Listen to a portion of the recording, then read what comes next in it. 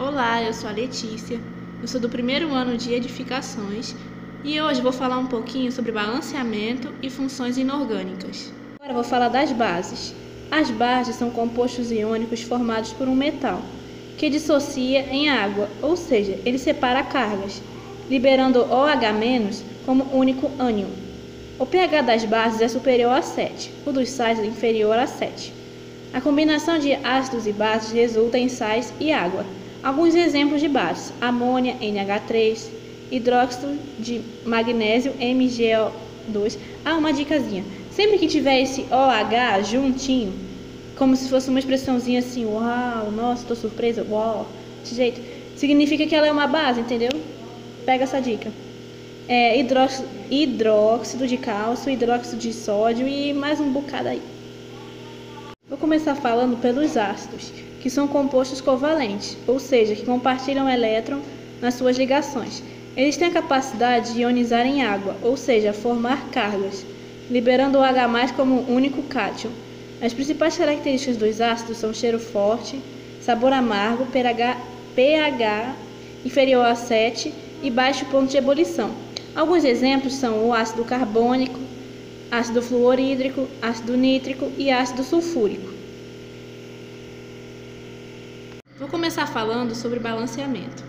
O balanceamento de equações químicas consiste em ajustar os coeficientes de modo que o número de átomos de cada elemento na equação química seja conservado, ou seja, o número de átomos de um determinado elemento é o mesmo no reagente e no produto.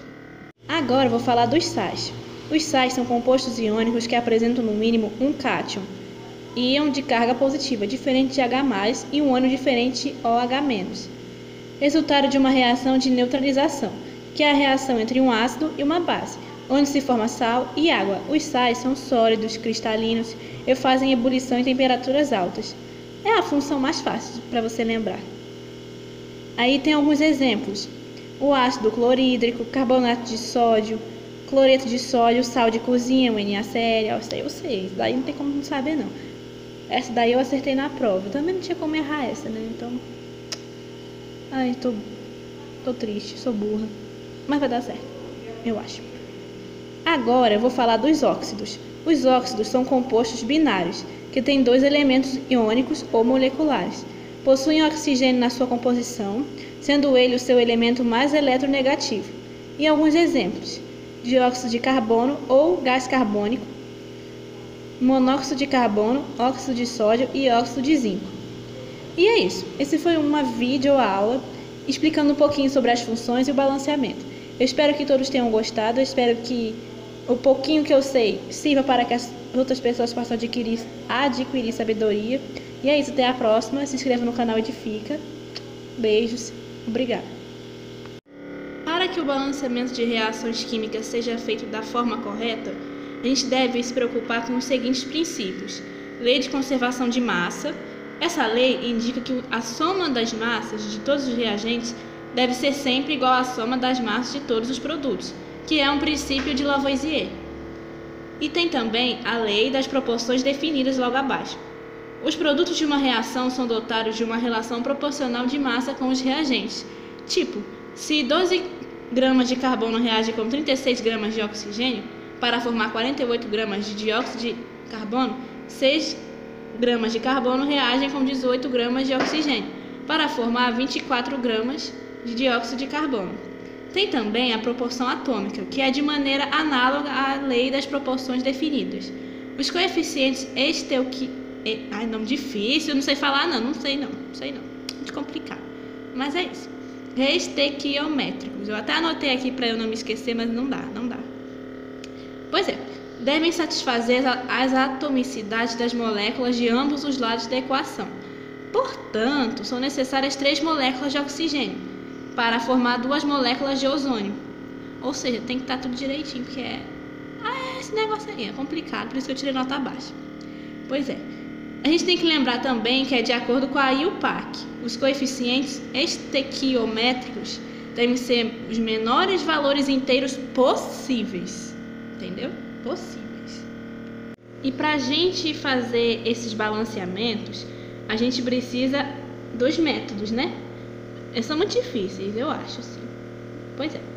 Tem o método das tentativas, que é assim, o nome já diz, né? Ele consiste na escolha de números de coeficientes estequiométricos. Eu tô com ódio dessa palavra, mas é isso. Assim, apesar de mais simples, pode se tornar a forma mais trabalhosa de balancear uma equação. Eu trouxe aqui um exemplozinho, não sei se dá para entender, do método de tentativas. É dessa forma. Assim, eu não entendo nada, sabe? Eu tô lendo isso aqui, eu fico assim... Mas é isso aí. Pronto, agora a panela tá fazendo barulho para atrapalhar meu vídeo, né? Mas a gente segue, porque pelo menos é comida, né? Sim. Tem também o método algébrico. Ele utiliza um conjunto de equações onde as variáveis são os coeficientes, sendo que essas equações podem ser solucionadas por substituição ou escalonamento por matriz através de determinantes. Ou seja, você vai pegar essa equaçãozinha e vai botar uma letra normal. E aí você vai fazer como se fosse uma expressão, uma algébrica. É de boa, essa aqui foi a única que eu entendi, foi a única que eu consegui fazer, mas as provas não são resumidas a isso, né? Porque se fosse era um 10zinho bonito, mas infelizmente... Pois é, né? A vida tem dessas, mas é desse jeito. Primeiramente a gente vai identificar os coeficientes. A é igual a NH4, NO3. O B é igual ao N2O, mais C é igual a H2O. Perdoem pela letra, tá muito ruim mesmo. Aí, a gente vai igualar as atomicidades de cada elemento. Ou seja, para o nitrogênio, a gente vai botar 2A igual a 2B. Pois existem 2 átomos de N na molécula. Aí, para o hidrogênio, a gente vai botar 4A, que é igual a 2C. E o oxigênio, igual a 3A, que é igual a B mais C. Ou seja, o número de átomos de cada elemento deve ser igual no produto e nos reagentes. Aí agora a gente vai resolver.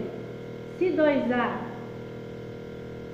é igual a 2B, a gente sugere que A é igual a B. 4A é igual a 2C. Ou seja, 2A é igual a C. Portanto, a gente vai atribuir o valor 2 para o coeficiente A. Aí a gente tem A igual a 2, B igual a 2, C igual a 4. Mas como os coeficientes eles têm que ser menores possíveis, então a gente vai botar assim: A igual a 1, B igual a 1 e C igual a 2. A gente tem que dividir. Aí a gente vai substituir os valores, ou seja, vai ficar assim, ó, 1NH4 NO3 1N2O mais 2H2O. Tá tudo bagunçado isso aqui. Ou simplesmente NH4 NO3, que gera N2O mais 2H2O. Pronto, esse é o método de algébrico. Agora a gente vai para o método redox. O método redox, ele se baseia nas variações dos números de oxidação dos átomos envolvidos, de modo a igualar o número de elétrons cedidos com o número de elétrons ganhos. Ou seja, se no final do balanceamento redox faltar compostos a serem balanceados, deve-se voltar para o método das tentativas e completar com os coeficientes restantes.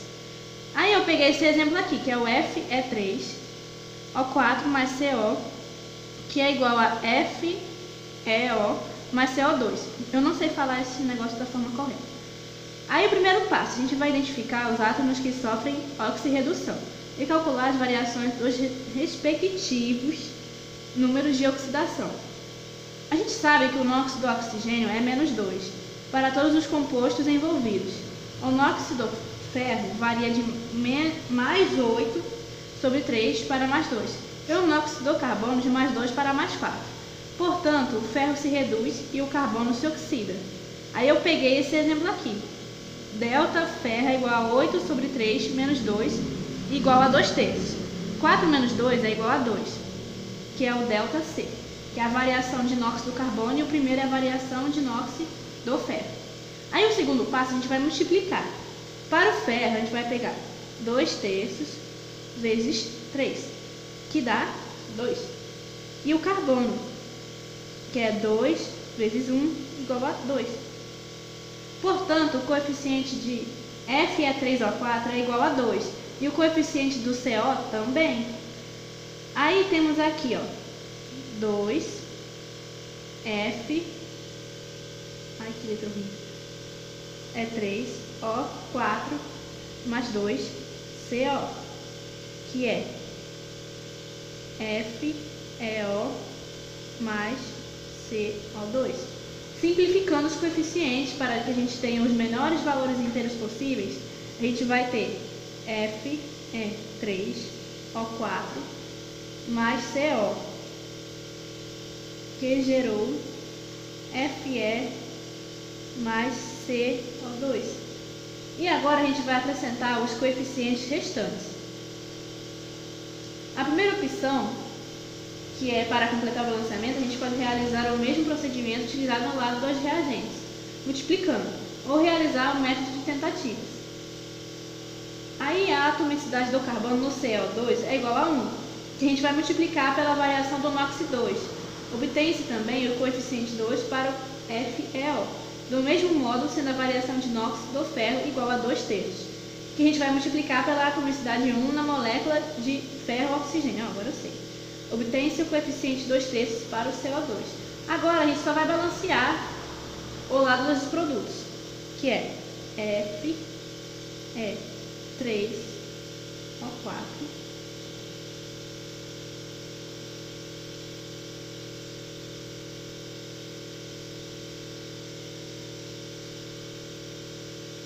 Pronto.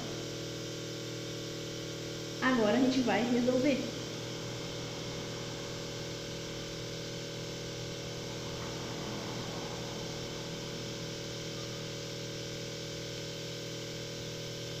Pronto, esse é o método redox. Agora eu vou falar um pouquinho sobre as funções inorgânicas. As funções inorgânicas são os grupos de compostos inorgânicos que apresentam características semelhantes. Os compostos inorgânicos são aqueles que são formados de átomos de carbono, tal como os compostos orgânicos. As principais... Tá difícil sair a voz hoje, mas vai dar certo. As principais funções inorgânicas são 4: ácidos, bases, sais e óxidos. E também tem outras funções que são consideradas secundárias, que são os hidretos e os carbetos, por exemplo. E essas 4 funções foram definidas por Arrhenius, químico que identificou íons nos ácidos, nas bases e nos sais. Agora a gente vai para o método íon-eletro, que ele se baseia na divisão da reação global de oxirredução em 2 semi-equações, sendo que para a semi-equação de redução deve-se acrescentar os elétrons no lado dos reagentes e o ânion no lado dos produtos. De forma contrária, para a semi-equação de oxidação, deve-se adicionar os elétrons no lado dos produtos junto à espécie oxidada, enquanto que no lado de reagente deve estar a espécie mais reduzida. Aí, para a gente fazer esse método, primeiramente a gente vai identificar as espécies que sofrem oxidação e redução. Depois a gente vai escrever as semi-equações. E aí somar as semi-equações de modo a balanceá-las e cancelar os elétrons cedidos com os ganhos. Caso a quantidade de elétrons cedidos e ganhos não fosse igual, as 2 semi-equações deveriam ser multiplicadas por números inteiros de modo a equilibrar as cargas. Se a equação inicial possuir íons H+ em um dos lados ou átomos de oxigênio, também em um dos lados, deve-se balancear a primeira espécie com moléculas de hidrogênio e a segunda com moléculas de água. E é isso. Esse foi um pouquinho do balanceamento, dos métodos e das leis.